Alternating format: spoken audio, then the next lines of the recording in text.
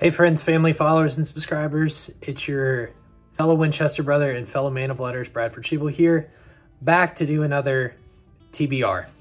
This is part 2 of the previous video I posted the other day for what I hope to finish reading by the end of Q1 2021. So that being said, let's get started. Second part of TBR starts off with The Blade Itself by Joe Abercrombie. I've heard really good things about this book from other YouTubers, and I'm really excited to dive in. It's supposed to be, for anyone who's interested in grim dark fantasy, this is supposed to be a great entry, fast-paced, good characters, the whole 9 yards. So I'm excited to dive into it. Looks pretty great. I love the cover art. So yeah, I'm excited. Next off, going back to another classic, good old Harry Potter and the Order of the Phoenix.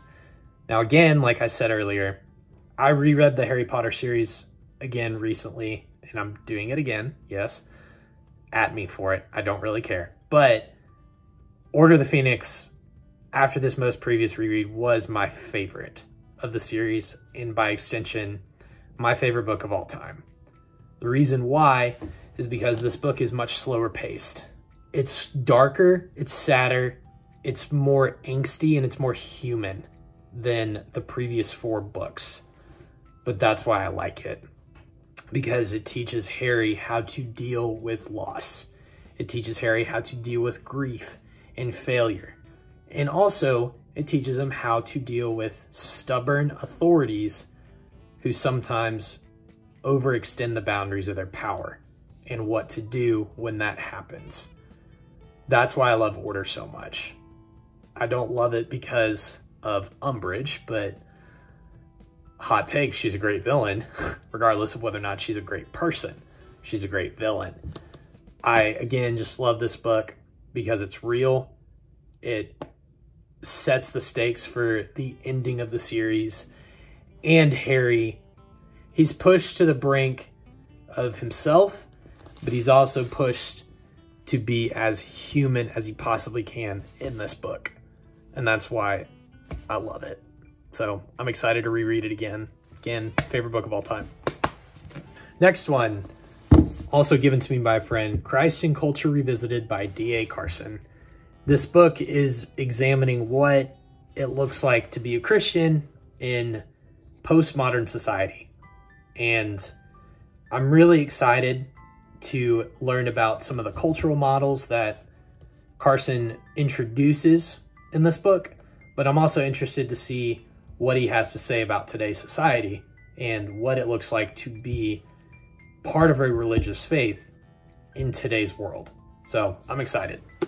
Next up, we have another racial reconciliation book, America's Original Sin by Jim Wallace. I've heard of this book from a friend of mine from UGA who recommended it strongly. It's told from the perspective of a pastor, just like The Color of Compromise by Jamar Tisby, if anyone's read it before. But again, I'm interested to see what Wallace has to say about the topic of racial reconciliation in the United States today.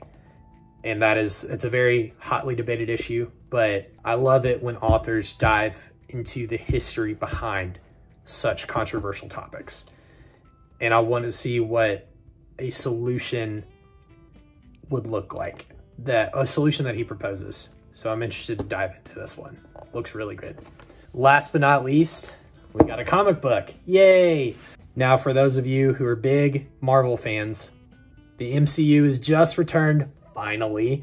Not like anybody was waiting for 2 years or anything for it, but that's fine. I love Doctor Strange. Some of his comics are just incredible. One specific comic is The Oath, where Strange has to make some really tough moral decisions, but also has to honor commitments that he's already made to his fellow sorcerers, but also to his oath as a doctor. And the moral quandaries that he finds himself in between are just great. But I love it when a hero and a villain have to team up to take down an even bigger villain. And I've heard great things about this run. Doctor Strange comics are weird, they're dark, They're funny, but also more than anything, they're Marvel. And we all love a good Marvel comic book. So this is also my last book that I'm hoping to read before the end of March. All that being said, thanks for tuning in. I'm going to head back to the bunker in Lebanon, Kansas. Love you guys. Like and subscribe if you haven't already. Let me know what you think in the comments down below and what other books I should add to my to-be-read list of 2021. Love you guys. Peace.